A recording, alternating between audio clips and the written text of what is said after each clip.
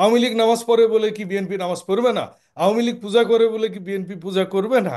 তো এইটা বিষয় সেটি না, বিষয় হচ্ছে কোনটা সত্য, কোনটা প্রতিষ্ঠিত, কোনটা প্রমাণিত। আমরা প্রমাণিত জিনিসটাতেই বলছি। ফরহাদ হোসেন বলছেন যে আওয়ামী লীগ কিভাবে আসবে, তিনি এখন আওয়ামী লীগের একজন কর্মী বলুন, নেতা বলুন হিসেবে তিনি এখন বুঝতে পারছেন না কিভাবে আসবে। কিন্তু বিএনপির পক্ষ থেকে বা জামাত ইসলামের পক্ষ থেকে বিভিন্ন সময় বলা হচ্ছে না, আমরা কাউকে ব্যান করতে চাই না, আওয়ামী লীগও নির্বাচনে আসতে পারবে, এরকম ইশারা ইঙ্গিত দিতে যাচ্ছে। আপনার কাছে কি মনে হয়, আওয়ামী লীগ কি আসার কোনো সুযোগ আছে, বা আপনারা কি চান কিনা বিএনপি সামনে নির্বাচনে আওয়ামী লীগ আসুক? কিভাবে আসবে, কি ধরনের ফর্মে আসবে? দেখুন, যে প্রশ্নটাই আপনি করেছেন সেটি হচ্ছে খুবই একটা সেনসিটিভ বিষয়। আর বিএনপির অবস্থান এই বিষয়টাতে খুবই ক্লিয়ার। সেটি হচ্ছে যে বিএনপি গণতান্ত্রিক দল, বিএনপি বাংলাদেশের স্বাধীনতায় বিশ্বাসী দল, বিএনপি বাংলাদেশের সংবিধানের উপর আস্থাশীল দল, বিএনপি জনগণের দল। আমার নেতা তারেক রহমান লন্ডনের একটা বক্তব্যে এত আবেগ দিয়ে একদিন বলছিলেন যে আমি ছোটবেলা থেকে এই রাজনীতির সাথে জড়িত হয়ে একটি জিনিসই শুধু আমি আমার বাবা এবং মার কাছ থেকে শুনেছি, সেটি হচ্ছে জনগণই সকল ক্ষমতার উৎস। কাজেই এই কিছু সংখ্যক অন্তর্বর্তীকালীন উপদেষ্টাগণ এদের আওয়ামী লীগের ভাগ্য নির্ধারণ করবেন, কিংবা আমি আপনি করব, এটি গণতান্ত্রিক কথা নয়, এটি গণতান্ত্রিক আচরণও নয়। সে কারণে আমাদের মহাসচিব স্যার খুব স্পষ্ট করে একটি কথা বলেছেন, এটা জনগণের সিদ্ধান্ত নেবেন। হুম। আগামীকাল ধরুন, let us talk that some, let's do some imagination that বাংলাদেশের জনগণ খুব ক্ষেপে গেলেন এবং আপামর জনগণ হুম। যেরকম ওই কাঁঠাল রানী শেখ হাসিনার বিরুদ্ধে জেগে উঠেছিলেন, ওই রকম জেগে উঠে বললেন না, আমাদেরকে ফরহাদ ভাইয়ের দল ছাড়া হবেই না, চলবেই না। তখন এই সংবিধান কোথায় থাকবে?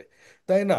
এ কারণেই বিএনপির যে অবস্থান, বরাবরই বিএনপির জন্ম থেকে আজ পর্যন্ত একটি অবস্থান নিয়ে বিএনপি চলেছে, সেটি হচ্ছে জনগণ, জনগণ এবং জনগণ।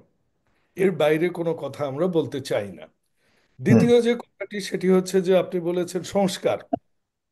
দেখুন, কথা অনেক আছে। হ্যাঁ, সংস্কার শব্দটাই পজিটিভ।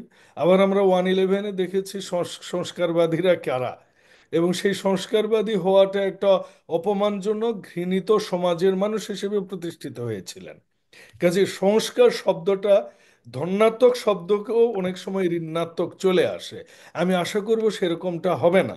কারণ আমি মনে করছি যে ওনারা চেষ্টা করছেন। হ্যাঁ, অনেক কথা এসছে যে আলী রিয়াজ উনি একজন অধ্যাপক ইলিনিয়ট ইউনিভার্সিটির, উনি অনেক জ্ঞানী মানুষ, সব ঠিক আছে।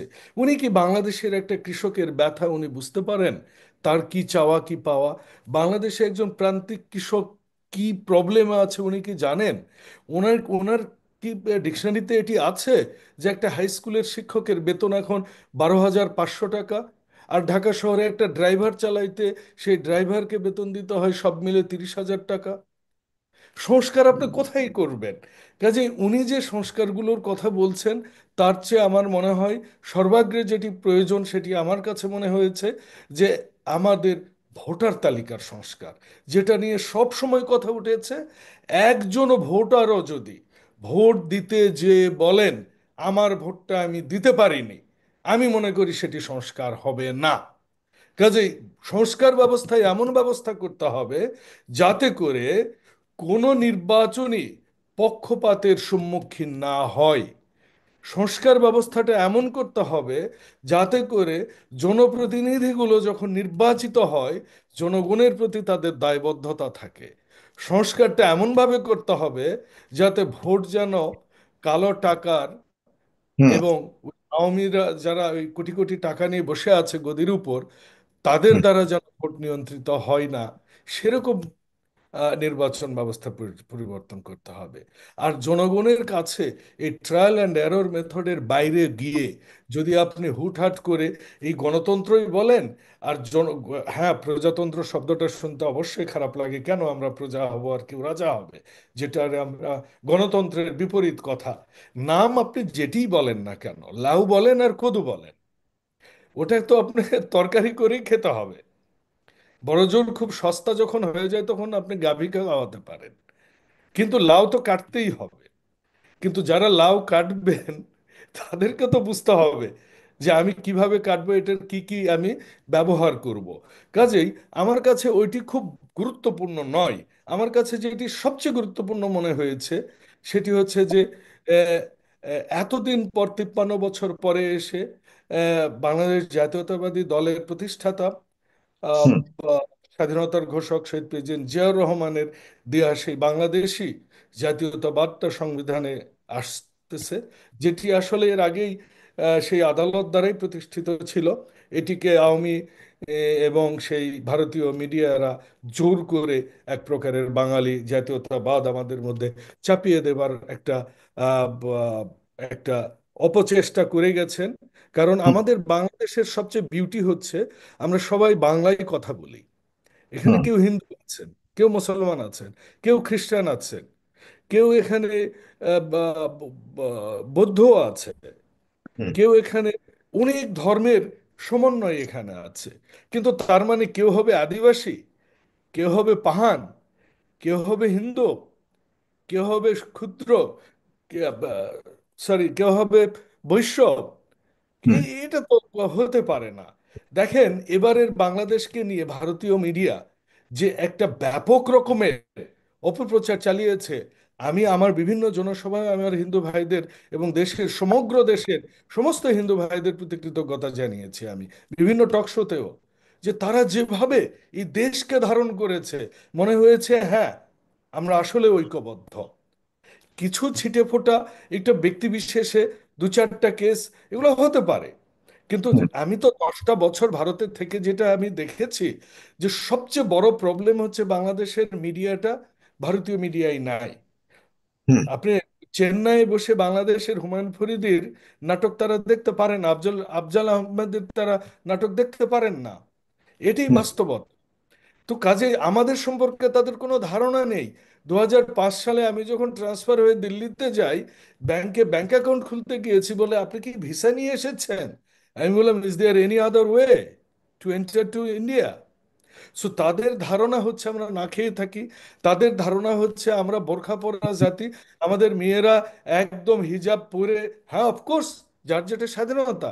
তাদের বাংলাদেশের ধারণা নেই যে তার বাংলাদেশেও 5 স্টার হোটেলে আমরা অবশ্যই এদেশে মদ্য বিক্রি হয় 5 স্টার হোটেলে।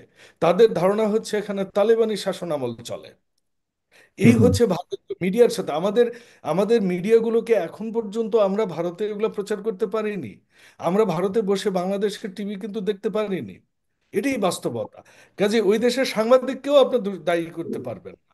বরঞ্চ আপনি দায়ী করতে পারেন অনেকাংশে যে তাদের যারা ব্যুরোক্র্যাটরা, তাদের এই অ্যাম্বাসিতে যারা থাকেন, বিনা সেক্রেটারি টাইপের যারা তথাকথিত পররাষ্ট্র বিষয়ক কর্মকর্তারা এদেশে এসেছেন, তারা হুম। এদেশের পালসটা কোনোদিনও বুঝতে পারেননি। বাংলাদেশের পার ক্যাপিটা ইনকাম তারা তখনও বুঝতে পারেননি। শেখ হাসিনা যে গণতন্ত্র ধ্বংস করছে তারা বুঝেও নিজের স্বার্থে এটাকে অন্যভাবে ব্যাখ্যা করার চেষ্টা করেছেন। কাজেই জি। আমার কাছে মনে হয়েছে যে এই বাংলাদেশি জাতীয়তাবাদটা প্রতিষ্ঠা এই সংস্কারের একটা বড় বিষয় হবে। কিন্তু এই সংস্কারে কিছু কিছু বিষয়, যেমন 23 বছর ভার্সেস 25 বছরের বিষয়টা আশরাফুল ভাই যেটি বলেছেন, ওটা আমার মনে হয় that is enough to express the opinion, and I do agree with that, totally agree with that. কিন্তু এর সাথে আমি একটা জিনিস যোগ করতে চাই এখানে।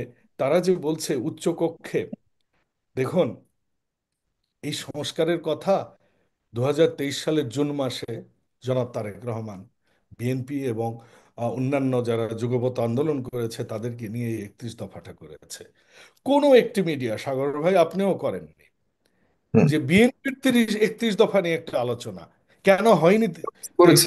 31 দফা যখন ইয়ে করছে ডেফিনেটলি আমাদের এই পেজে হালকা ভাবে আমি মেন স্ট্রিম মিডিয়াতে তো একটাও দেখিনি। মেইন স্ট্রিম মিডিয়া এখন তখন তো আলোচনা মিডিয়াতে করার এটা সুযোগ ছিল। দেখছি না। ওনার তো শেখ হাসিনা একটাও আমি আমলেই এটা মেন প্রকাশ স্ট্রিম করেছে। মিডিয়াতে এটা নিয়ে আলোচনার কোনো সুযোগ, কোনো বিয়ে দেখছি না আমি আমরাই করেছি, কয়েকদিন। আমরাই করেছি। তখন তো শেখ হাসিনার আমলে এই ধরনের আলোচনা করার সুযোগই ছিল না, বরং এটা নিয়ে বেশি হাসি ঠাট্টা তামাশা করেছিল কাজে তৎকালীন সময়। মিডিয়াটা একটা ব্যাপক, মিডিয়া নিয়ে যে কমিশনটা গঠন করা হয়েছে এটা আরো জোরদার হওয়া উচিত। আমি মনে করি গণতন্ত্রের পূর্ব শর্ত হচ্ছে মিডিয়া।